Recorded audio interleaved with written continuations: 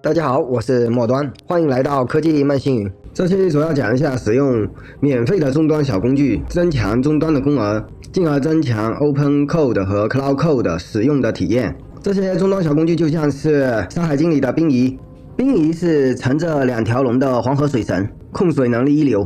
用这8个工具，就像水神平息狂暴的黄河水一样，能把乱七八糟的命令行和终端数据流梳理得极其顺滑。这期就用这8个 Terminal 的小神器，让 CloudCode 或者 OpenCode 用起来像养神兽逛夜市一样顺滑。视频推流机制创作不易，请大家点赞订阅支持我的创作。首先需要安装这些小工具，在 Mac 上推荐使用 Homebrew， 还没有装的小伙伴可以到 Homebrew 的官网上点下这个命令，粘贴到命令行按回车就可以安装了。装好 Brew 以后，逐个来看一下。首先看一下这个 Bat， 这些小神器都是用来增强 Terminal 的效果的。就比如说我们正常用 ls， 你就看到这样的一些东西，或者用 cat 查看一个文档，或者用 main 来查看一个命令。它们看上去都比较单调啊，也不是特别的好看，因为在使用 CloudCode 或者 OpenCode 的过程中，经常会需要使用终端，所以我们需要增强终端的效果，来提升 CloudCode 或者 OpenCode 的使用体验。先来看一下 Bat， 它是 Cat 的升级版。我们用 Cat 命令来查看文档的时候，看上去就比较简单单调，用 Bat 就会好很多。这里有它一个基本的例子。安装也很简单，只需要用 Brew 来安装一下就好了。安装好以后，开一个新窗口，使用一下它这个命令，这样就会看到有行号、有文件名，以及有色彩清晰的文档。不用了就按 Q 退出。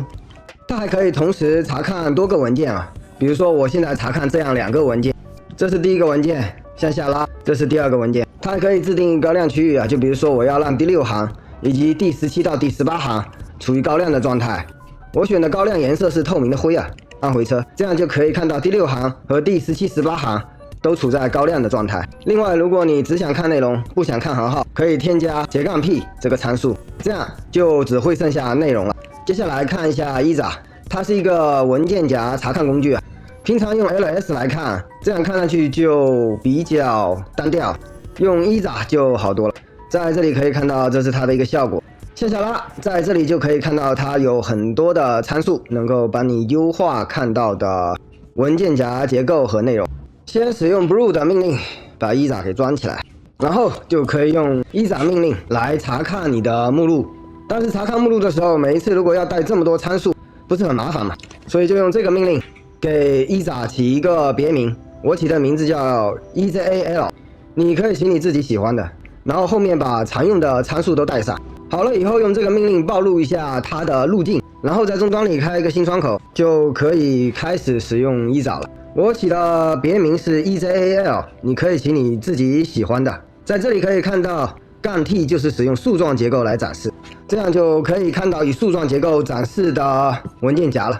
这里有个 Node Module， 这样看不太好看。如果你只想看文档结构，可以用这个命令。另外还可以用这个命令来进行递归查看。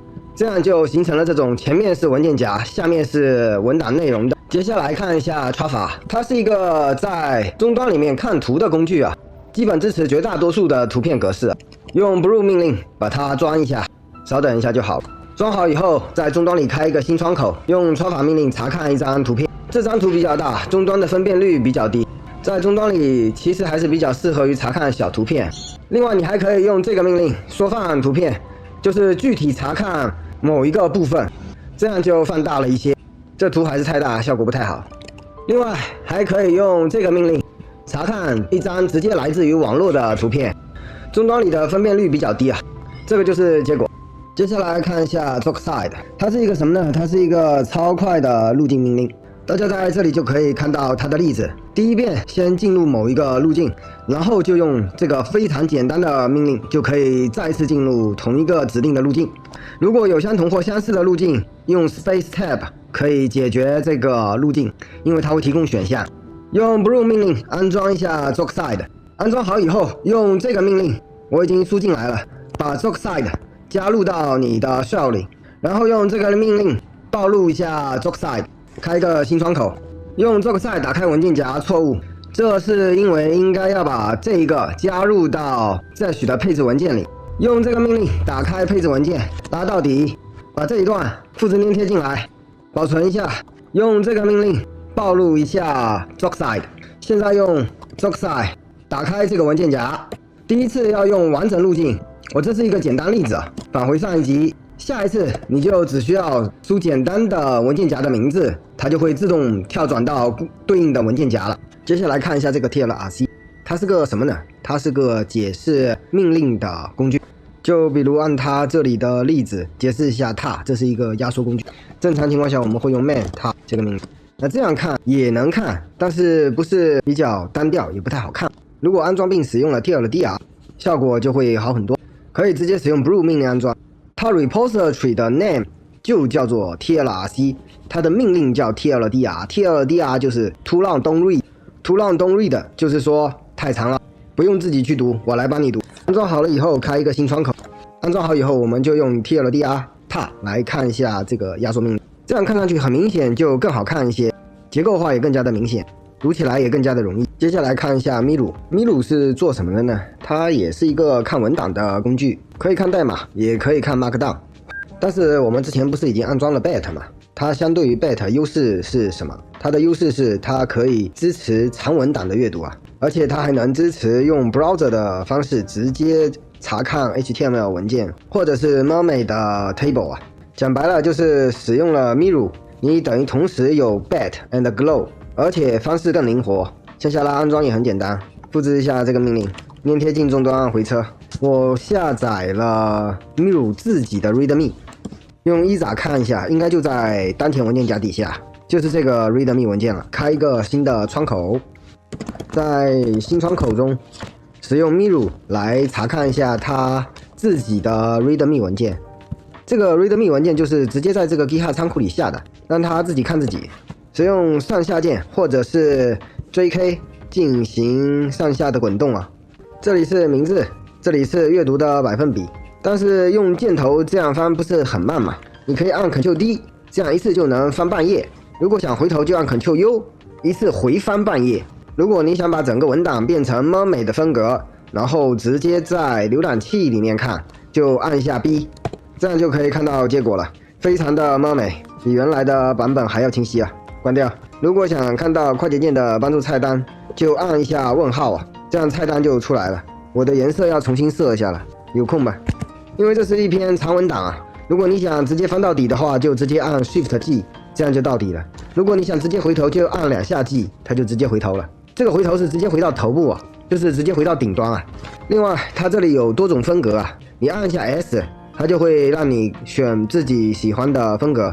比如说我选一个 Node， 它就会变成这种风格。再按一下，你可以选别的风格。